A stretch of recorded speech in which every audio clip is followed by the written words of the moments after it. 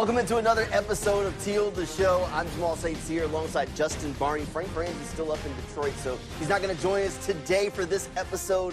We got Justin so graciously enough to Hey, fill good in. Weather for Frank. I'm sure he's not complaining up there in the nice, cool weather of Detroit and, hanging out here in 100-degree temperatures at training camp. So I would like to be in Frank's spot. It's definitely a little bit of a break from the weather as the team went up to Detroit for joint practices with the Lions for a few days. A couple of the things that we can kind of take from those things is that before they left, Christian Kirk told me that it was like 2 days of games. These joint practices may be more important than any other point leading up to the season, maybe even more important than the preseason games, because they can decide what they want to work on. They can pick situations, they can see players in different matchups, and it's not going against your own teammates. Right, and that's the best thing. You hear the guys throughout training camp, been out there talking to players. It's good to hit somebody else. We want to see somebody else. And again, 2 days of games basically up there. Dan Campbell not playing his starters on Saturday. So again, you got all the reps you needed to in those 2 days of practice, and you feel comfortable with what you saw. The players excited to see and hit and talk trash to somebody else. And I think it's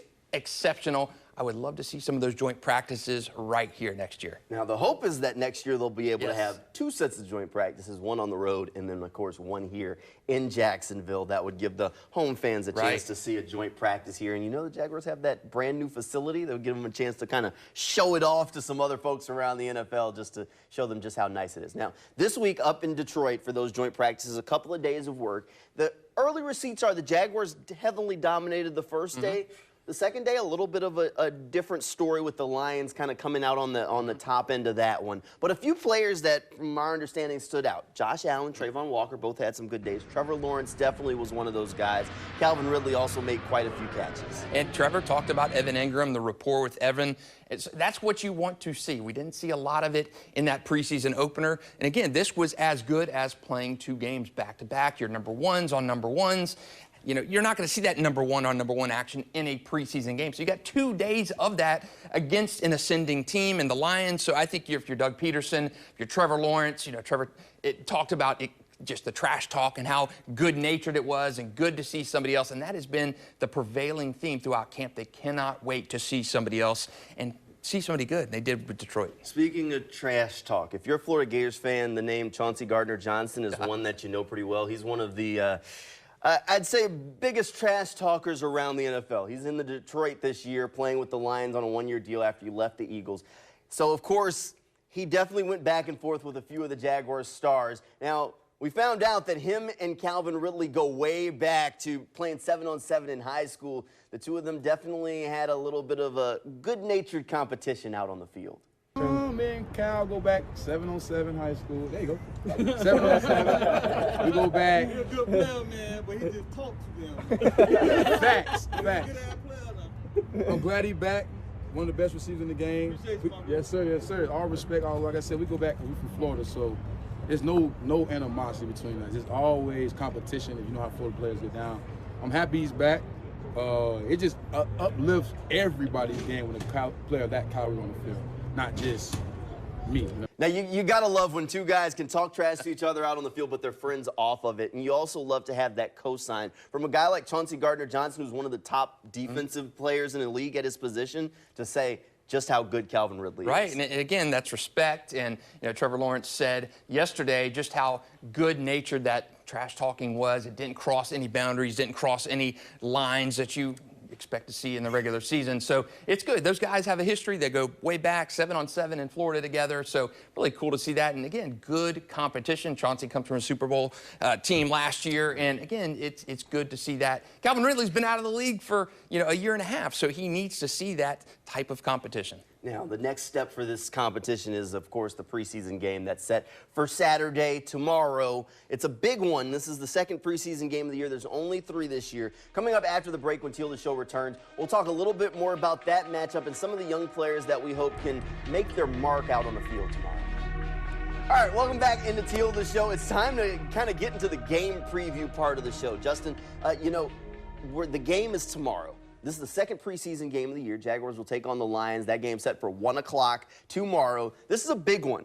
There's only 3 preseason games this year. Now, the Jaguars starters got a lot of their work during the week, so this is going to be a whole lot more about the young players. But just about every preseason game is about the young players. Absolutely. Now. And, you know, we've talked heavily on our News for Jags podcast about how important this is. Preseason every year is important. But, again, the cuts this year are 90 to 53. There's no 90 to 85. There's no 90 to 80. It's in one fell swoop after preseason game 3. So this preseason game 2 is massive for Jacksonville, and you're probably not going to see the starters much, if at all, against the Lions. So for the guys vying to make that roster, to you know, the second-team guys, those guys battling for one of those 53 spots, this is huge. And plus, you have an extra week, too. So I love this preseason, just the competition that it creates throughout the 3 weeks. Let's start by going through the roster a little bit.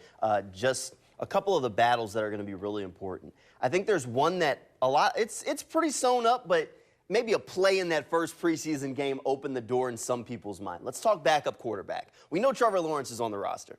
Very likely the team's only going to keep 2 quarterbacks on the roster and then a 3rd guy on the practice squad. Nathan Rourke definitely caught the attention of the fan base against the Cowboys.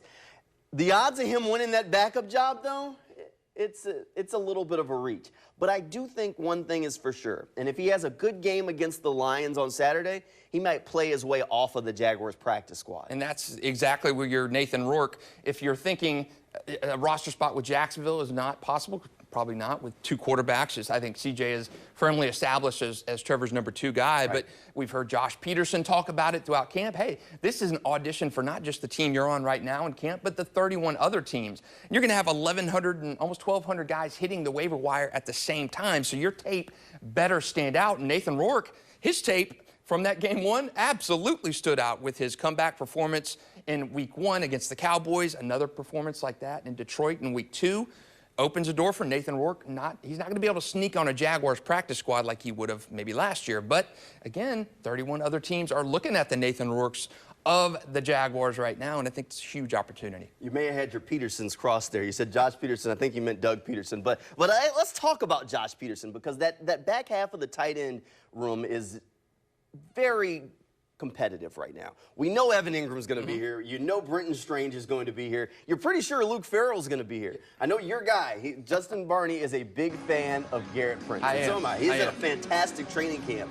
But there's some competition there. Josh Peterson's trying to find a way if he can get on this roster or a roster somewhere in the NFL. But Garrett Prince is a guy that we've seen out on the training camp field. Yes. He made maybe 1 or 2 solid catches against the Cowboys, but he needs to show a little bit more in the games if he's going to make sure that the Jaguars keep 4 tight ends. Absolutely. And, you know, we talked about when our 53-man rosters, you had, I think, 3 and a fullback making the roster. I don't know if that's going to happen. But, again, great competition. We know Doug Peterson loves his tight ends. I don't know if Josh Peterson makes it. You know, Josh, when he met the media, he said, hey, this is an audition, too, for not only myself, but so many other guys in this team. He's a USFL guy.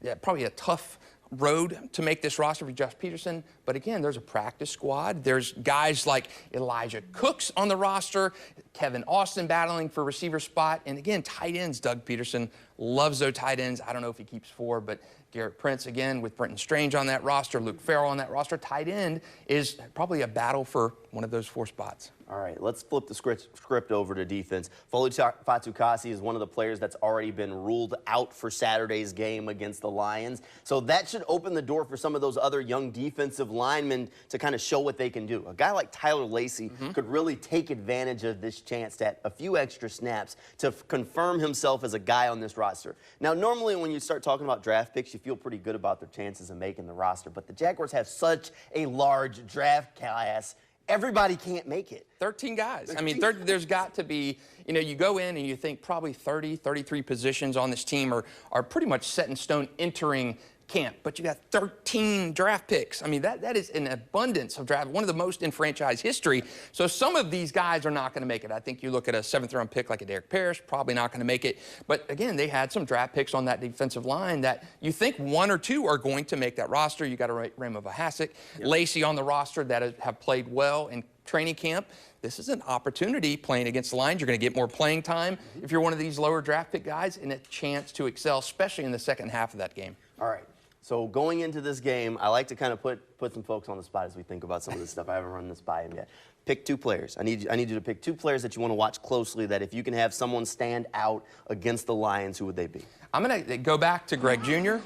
He, again, a practice squad guy last year, a 6th-round draft pick last year, spent time developing last year on the roster, and coaches have talked Greg Jr. up from the first week of training camp. He's a guy from Ouachita Baptist, small school. I want to see if he can kind of take that next step. He's in that competition with Trey Herndon for that nickel corner spot. He played out of his mind in week 1, forced a fumble, got a fumble on special teams. Can he take that next step and build off of that? I like to see if Greg Jr. can not only make the roster, but potentially be a starting kind of guy. And I know we're not going to see Antonio Johnson, but I want to see if he continues to get better. And I'm going to have to go back to my guy, Garrett Prince. I think he is a good pass-catching option, maybe not that big of a blocker, but I want to say Garrett Prince at tight end and Gregory Jr. in that cornerback, that nickelback spot. I want to see them stand out. All right, my 2, I'd have Eric Hallett. He's a guy who brings a lot of versatility to the secondary. He's trained at both safety and corner. That sort of versatility is the kind of thing that coaches remember when they're going through those final cuts.